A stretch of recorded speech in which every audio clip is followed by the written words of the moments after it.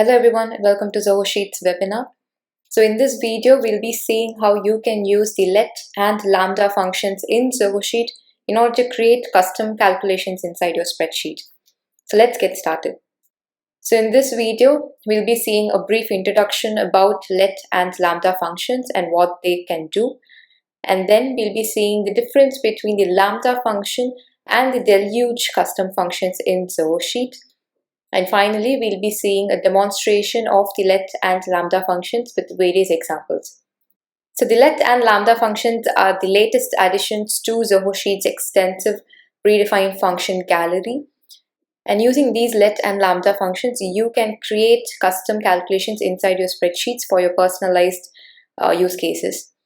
While LET simplifies the complex functions that you write or create inside your spreadsheet, LAMBDA helps you create custom functions that you can reuse within the same spreadsheet any number of times.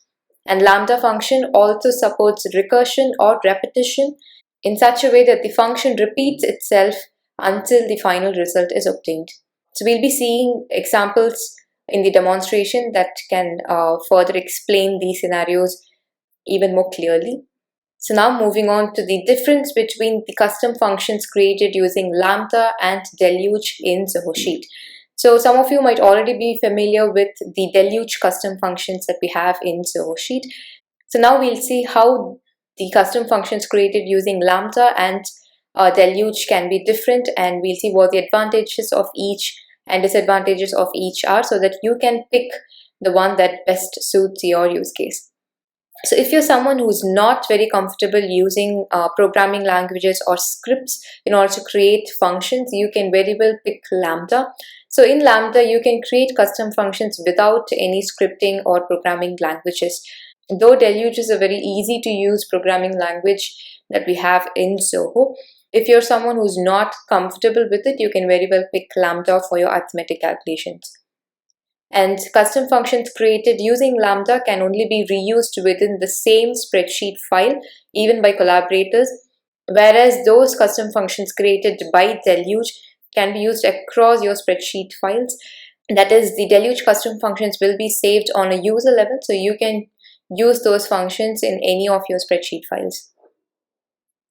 And another prominent advantage of the deluge custom functions is that using these deluge custom functions, you can bring in live contextual data from other applications such as Zoho CRM, Zoho Books, projects, etc.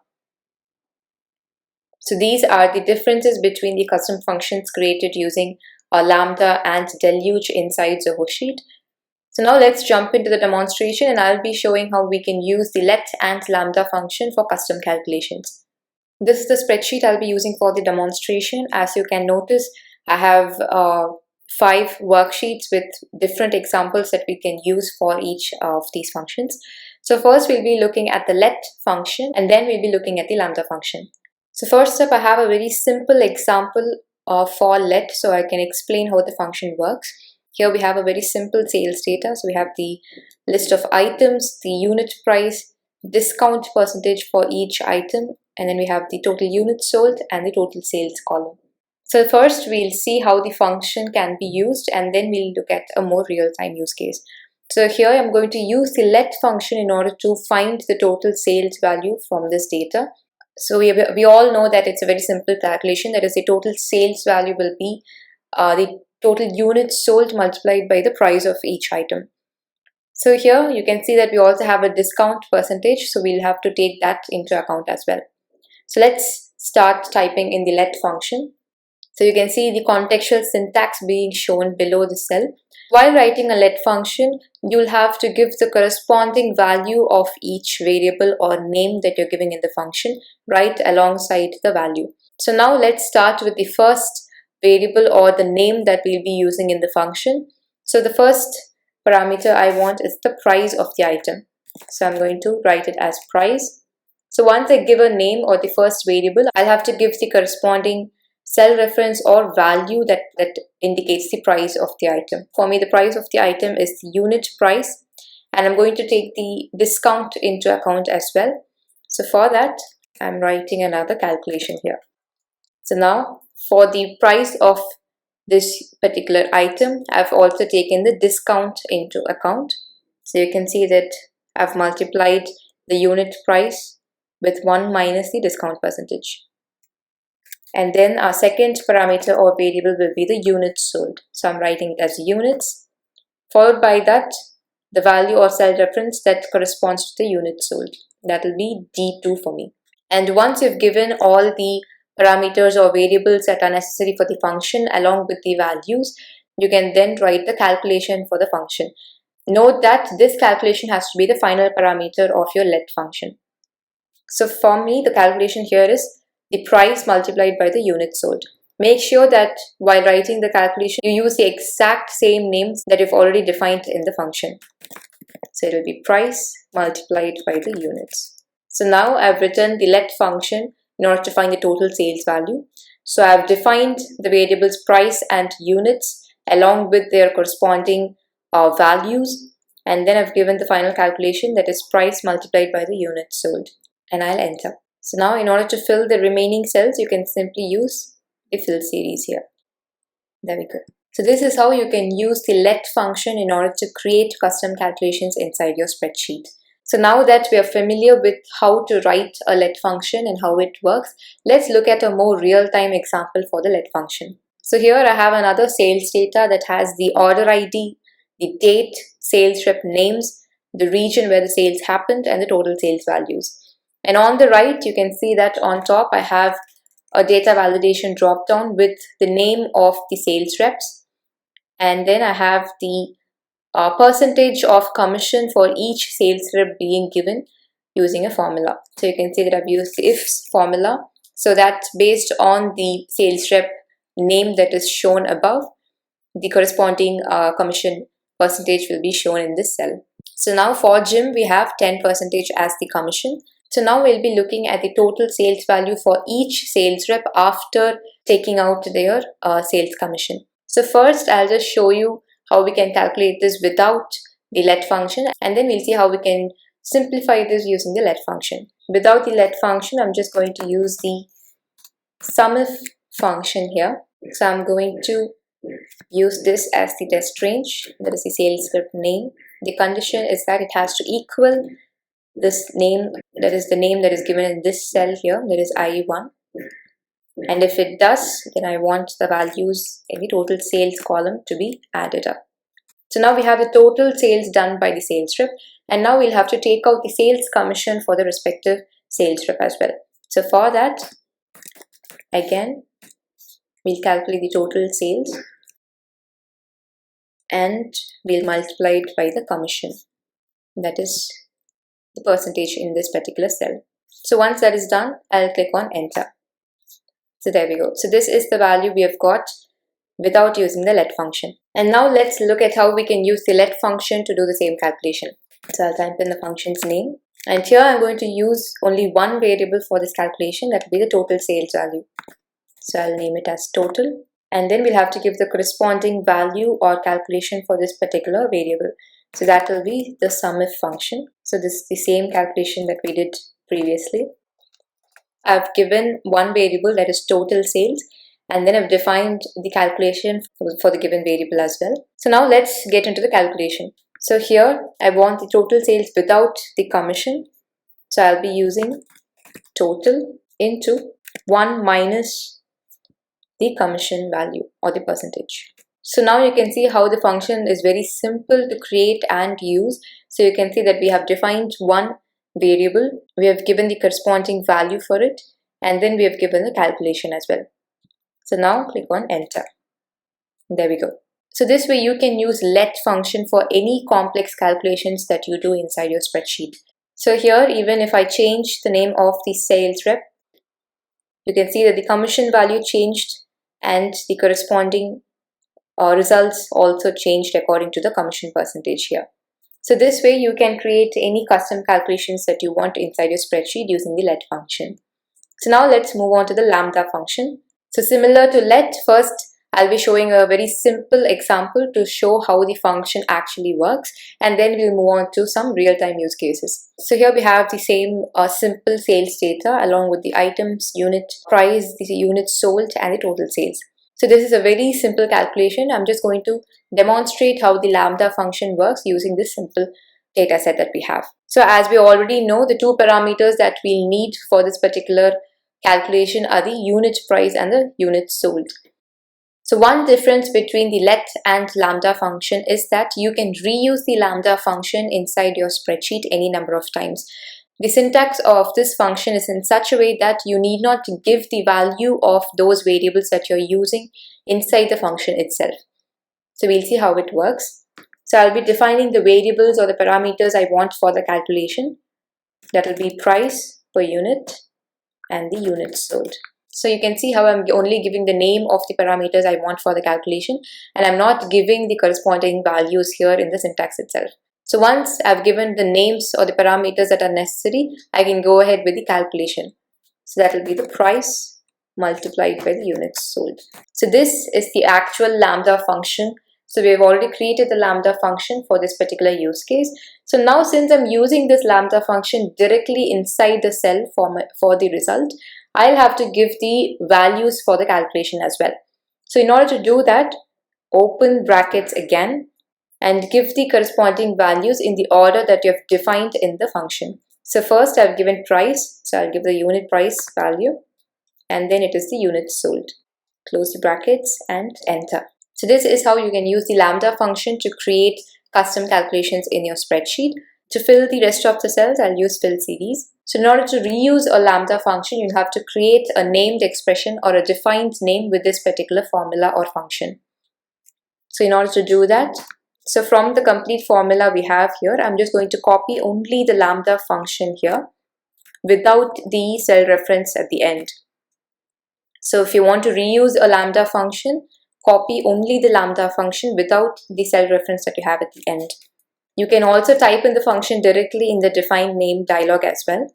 So here, once I've copied the function, I'll go to the insert menu and you can find an option here called define name. So click on that, and in this dialog you can see two fields. So the first one is the name and the second one is what it refers to.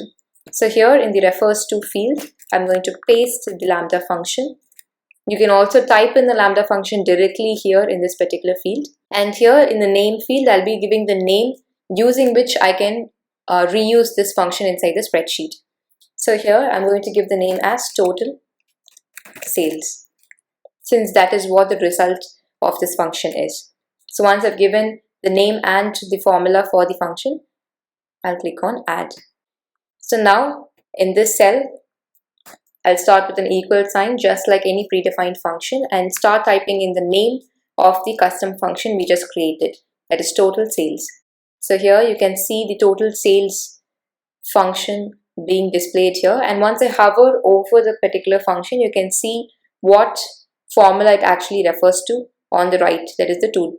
So I'll select the total sales function and then give the corresponding values for the particular function. So I've given the unit price and the units sold cell references for the function and click enter. So this way you and your collaborators can reuse this particular function inside the spreadsheet any number of times. So if you have any complex calculations that you have done, you need not repeat the same formula in all the other cells that you're using. You can simply create it as a named expression or a defined name and reuse it any number of times with ease. And just like we did previously, I'm going to use fill series. So now we have seen the basics of how a lambda function works and how you can create a custom function and reuse it inside your spreadsheet as well. So now we'll move on to some real-time use cases for the lambda function as well. So here we have a sales data on the left, and what I'm going to do here is that I want to sort the name of the sales rep in descending order based on their total sales. So here you can see that I've done the same calculation without the lambda function. So you can see that I've used the sort by, unique and sumifs function in order to achieve the same. So now let's look at how we can do the same using the lambda function. So I'm going to first define the parameters I'll need for the calculation. So that will be the sales reps names and their total sales value, because I will have to sort their names based on their sales value. So I've given both these parameters I need for the calculation. So now let's get started with the actual calculation for this function. So that will be sort by function. since sorting is what I need as the final result. So now in this sort by function, you can see this corresponding syntax right below the cell. So that makes it easier for you to enter the corresponding parameters as well. So the first one will be the range that you would like to sort. So I'm going to use the unique function here because I don't want any repetitions being taken into account while sorting. So I want the unique of the sales rep names.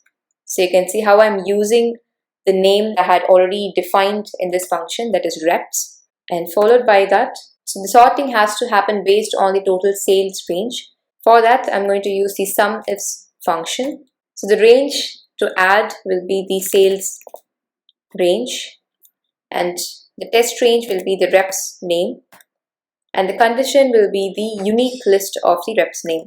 So that will be the unique of reps. I've closed the sumIfs function, and now in the sort by function, you can see that there's another parameter that is optional. If I want, I can give, that is the order in which I want the sorting to happen.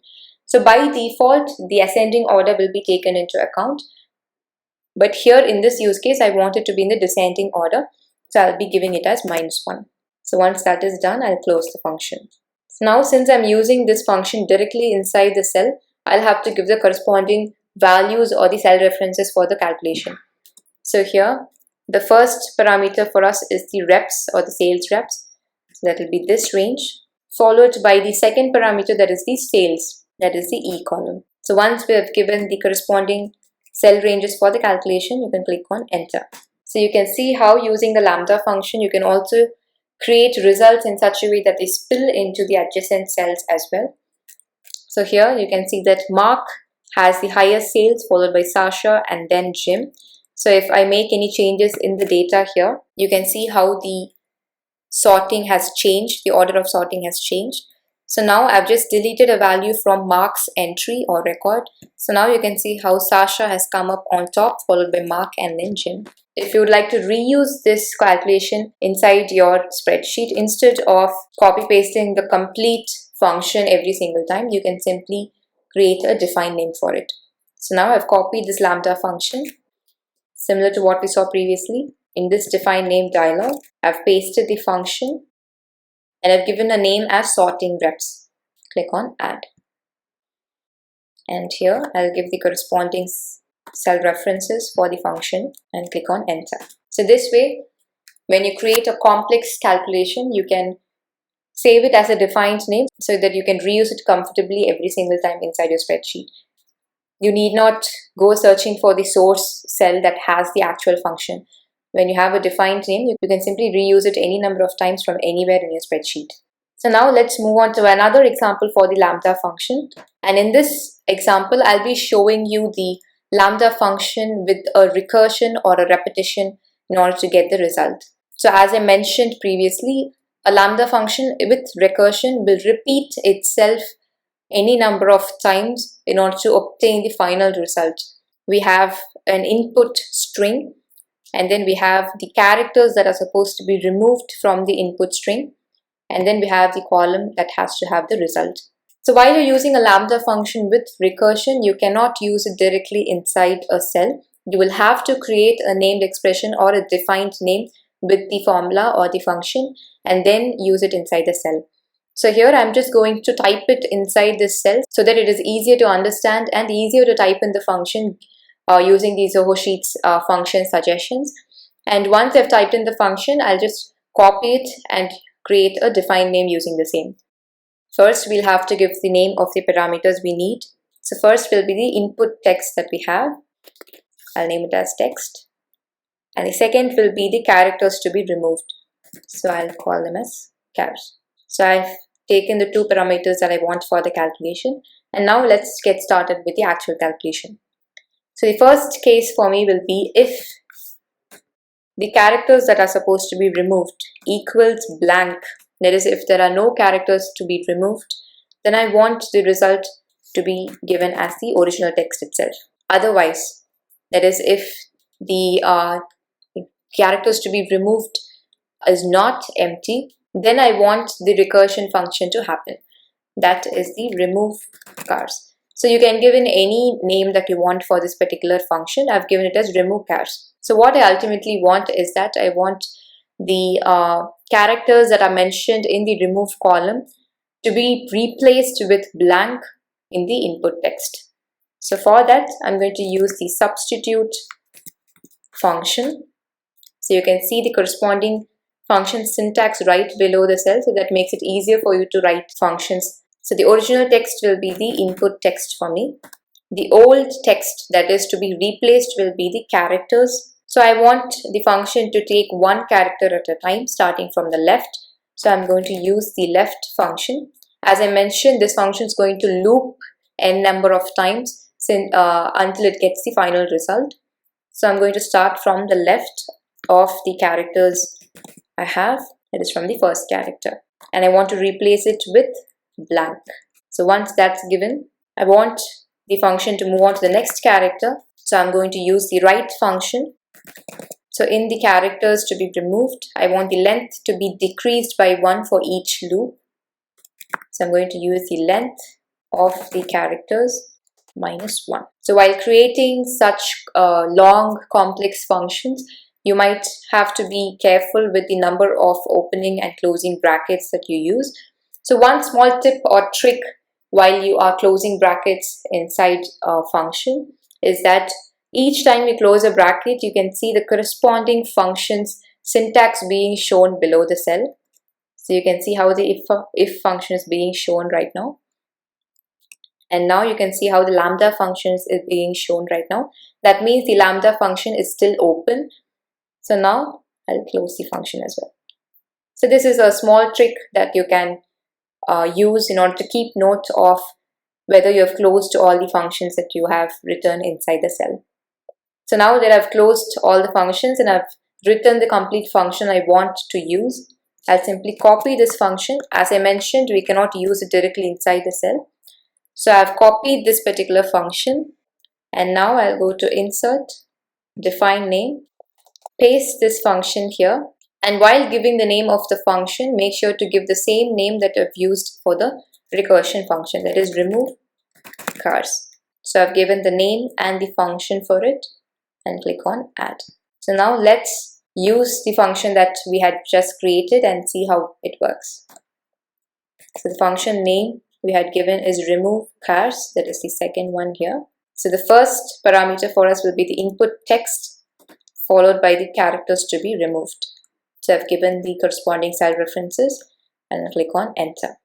There we go. So you can see how from the input text string, the numbers that are mentioned in the remove column have been substituted or replaced with blank, and in the final text you can see only the alphabets being shown.